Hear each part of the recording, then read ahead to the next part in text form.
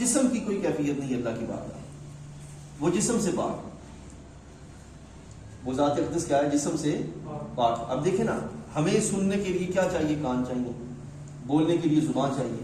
آپ نے دیکھا ہوگا کہ جن کو زبان کا مسئلہ ہوتا ہے نا، وہ بول نہیں سکتے، یا بولنے میں مسئلہ ہوتا ہے، ٹھیک ہے۔ اللہ جل وعلا یہ جو جسامت ہے، جسامت کی حیثیت سے اللہ تعالیٰ پاک ہے، اس کی بارگاہ میں یہ کیفیت نہیں۔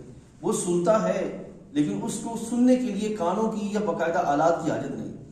وہ بولتا ہے تو اس کو بولنے کے لیے زبان کی حاجت نہیں۔ وہ سنتا ہے، وہ باریک سے باریک اور پس سے پس چیز، چونٹی کی آواز بھی رب تعالیٰ سنتا ہے۔ دلوں میں اٹھنے والی جو خدشات اور کیفیات اور وسوسات ہوتے ہیں، اللہ تعالیٰ سنتا ہے، لیکن اس کو سننے میں کانوں کی حاجت نہیں۔ وہ اپنے جسم کی کیفیت سے پاک، رب ذوالجلال جل وعلا۔ پھر آگے صفات، میں نے عرض کیا کہ جیسے صفات قدیم ہیں، جیسے ذات باری تعالیٰ قدیم ہے، ایسے صفات بھی قدیم ہیں۔ تو صفات میں کلام الہی جو قرآن مجید فرقان حمید ہے، یہ بھی اللہ تعالیٰ کی صفت ہے، ٹھیک ہے۔ کیوں صفت ہے؟ اس لیے کہ یہ اللہ تعالیٰ کا کلام ہے، اللہ تعالیٰ کا کلام ہے، اس لیے کیا ہے؟ یہ صفت ہے۔ تو جو جیسے میں نے عرض کیا کہ جیسے ذات باری تعالیٰ اور صفات باری تعالیٰ دونوں قدیم ہے، اسی طرح چونکہ قرآن مجید بھی اللہ تعالیٰ کا کلام ہے، تو کلام اللہ کی صفت ٹھہرا، تو جو صفت ہوگا وہ صفت ہوگی وہ کیا ہوگی؟ قدیم ہی ہوگی۔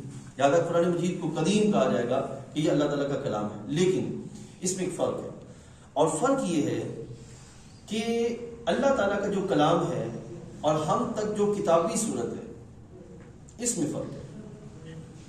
جو کلام باری تعالیٰ ہے نا، کلام باری تعالیٰ اللہ تعالیٰ کا جو کلام ہے، اس کلام میں جیسے ہمارے ہاں لفظ بنتے ہیں اور لفظ تلفظ کی صورت میں آپ کے پاس پہنچتے ہیں، پھر اس سے جو آگے صورت بنتی ہے، پھر ہم محسوس کر سکتے ہیں۔ اللہ جل وعلا کا جو کلام ہے وہ اس طرح کی الفاظی کیفیت سے پاک ہے، ٹھیک ہے۔ وہ جو کلام ہے وہ قدیم ہے، جو الفاظی کیفیت سے پاک ہے۔ یہ جو ہمارے پاس کتابی صورت میں ہے، یہ حادث ہے۔ یہ کہ آپ نے فرق اپنے ذہن میں رکھنا ہے، سمجھا گیا کہ نہیں؟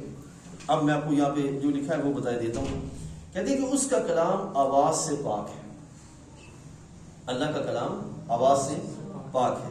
اور یہ جو قرآن مجید ہم اپنی زبان سے تلاوت کرتے ہیں، یا جو کتابی صورت ہے، ٹھیک ہے نا، تو مصاحف میں لکھتے ہیں اسی کا کلام ہے، یہ کلام اسی کا ہی ہے، جو بلا صوت ہے، یہ جو کلام ہے یہ اسی کا ہے، لیکن لکھتے ہیں اس کا کلام قدیم بلا صوت ہے۔ اس کا جو کلام اللہ کی بارگاہ سے جبرائیل امین تک پہنچا، اور جبرائیل امین لے کر ہمارے نبی علیہ السلام تک لا کر جو وہ حاضر ہوئے، تو وہ جو کلام جبرائیل امین کے پاس آیا، وہ کلام بلا صوت ہے، وہ کلام وہ یعنی کہ باقاعدہ آواز کی صورت میں نہیں ہے۔ وہ کیسا ہے وہ اللہ تعالیٰ بہتر جانتا ہے، ٹھیک ہے نا، وہ قدیم ہے۔ اور یہ جو ہمارے تک پہنچا اور پھر سرکار نے سنا، پھر ہم جو ہے وہ الفاظی صورت میں ہمارے پاس کتابی صورت میں موجود ہے، کہتے ہیں یہ اسی کا کلام قدیم بلا صوت ہے، اور یہ ہمارا پڑھنا لکھنا اور یہ آواز، ہمارا پڑھا ہمارا لکھا ہماری یہ آواز، یہ ساری کی ساری کیا ہے؟ حادث ہے۔ یہ کہ آپ نے فرق اپنے ذہن میں رکھنا ہے۔ اس کا جو کلام ہے وہ قدیم ہے، اور ہمارے پاس جو ہم پڑھ رہے ہیں کتابی صورت میں، جو لکھ رہے ہیں قرآن مجید جو ہے، اور پھر جو آواز ہمارے یہاں پیدا ہو رہی ہے، یہ سب کیا ہے؟ حادث ہے۔ اس میں آپ نے اپنے فرق اپنے ذہن میں رکھنا ہے، سمجھا یہ بات؟ اب دوبارہ پھر آپ کو سمجھا دیتا ہوں تاکہ آپ آسانی سے سمجھ جائیں۔ قرآن مجید کلام الہی ہے، ٹھیک، کلام الہی ہونے کے ناطے یہ اللہ تعالیٰ کی صفت ہے، ٹھیک ہے۔ اور اللہ تعالیٰ کی صفت ہونے کے ناطے جس طرح ہم نے پڑھا کہ ذاتی باری تعالیٰ قدیم ہے، اسی طرح صفات باری تعالیٰ بھی قدیم ہے، لہذا یہ قدیم ٹھہرا۔ اب اگر یہ قدیم ٹھہرا تو اب ہم نے یہ دیکھنا ہے کہ ایک ہمارے پاس یہ کتابی صورت میں مصحف شریف کی صورت میں موجود ہے، ٹھیک ہے، اور ایک وہ جو اللہ تعالیٰ جل وعلا کی بارگاہ میں آیا، تو قدیم کون سا ہے اور حادث کون سا ہے؟ وہ جو کلام باری تعالیٰ اللہ جل وعلا کی بارگاہ سے جاری ہوا وہ قدیم ہے، اور یہ جو ہم پڑھ رہے ہیں کتابی صورت میں ہمارا پڑھا ہمارا لکھا یہ حادث ہے۔ اب آپ سمجھ آ گیا، ٹھیک ہے، یہ حادث ہے، ٹھیک ہے۔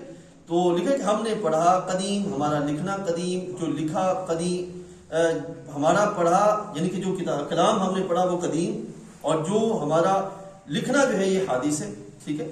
ہمارا پڑھنا حادث، یہ دوبارہ یہاں جو لکھا وہ واضح کر دیتا ہوں، یعنی ہمارا پڑھنا حادث اور جو ہم نے پڑھا قدیم. ہمارا لکھنا حادث اور جو لکھا وہ قدیم. ہمارا سننا حادث اور جو ہم نے سنا وہ قدیم. ہمارا حفظ کرنا حادث ہے اور جو ہم نے حفظ کیا وہ قدیم ہے. مین کہ وہ کلام الہی جو اللہ تعالیٰ کی صفت ہے وہ قدیم ہے، اور جو ہم پڑھ رہے ہیں کتابی صورت میں یہ حادث ہے.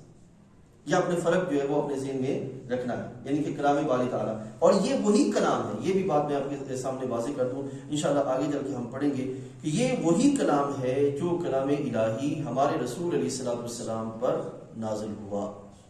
اس میں رتی برابر بھی کوئی فرق نہیں ہے. ایک واقعہ میرے ذہن میں آ رہا ہے کہ علامہ اقبال رحمۃ اللہ تعالیٰ علیہ، ان سے کسی نے سوال کیا. وہ جب ایجسن میں ایک دفعہ دورے پہ آئے تو ان سے کسی نے سوال کیا کہ کیا محمد اقبال، آپ قرآن مجید کو جو آپ کا کلام ہے، جو آپ کے مذہب میں موجود ہے، کیا اس کو آپ ایز اٹ از مانتے ہیں جیسے رسول اللہ صلی اللہ علیہ وسلم پہ نازل ہوا؟ یہ وہی کلام ہے؟ آپ نے فرمایا کہ یقیناً میں مانتا ہوں. آگے سے سوال ہوا کہ آپ جیسا شخص اگر اس طرح کہے تو یہ زیب نہیں دیتا. آپ نے فرمایا میں کیوں نہیں کہہ سکتا؟ اس لیے کہ میں جب لکھنے بیٹھتا ہوں، یعنی کہ شاعری کی صورت میں آتا ہوں، تو اس وقت جو شاعری میرے ذہن میں آتی ہے، الہامی جس کو میں سمجھتا ہوں، جو شاعری میرے ذہن میں آتی ہے ایز اٹ از وہی لفظ میں کتابی صورت میں آگے منتقل کر دیتا ہوں.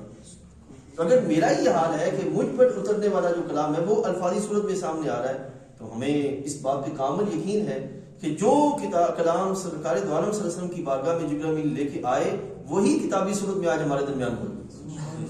یعنی کہ سرکار دو عالم صلی اللہ علیہ وسلم نے اپنی زبان اقدس سے وہی جاری فرمایا، اور یہ قرآن مجید میں باقاعدہ الفاظ موجود ہیں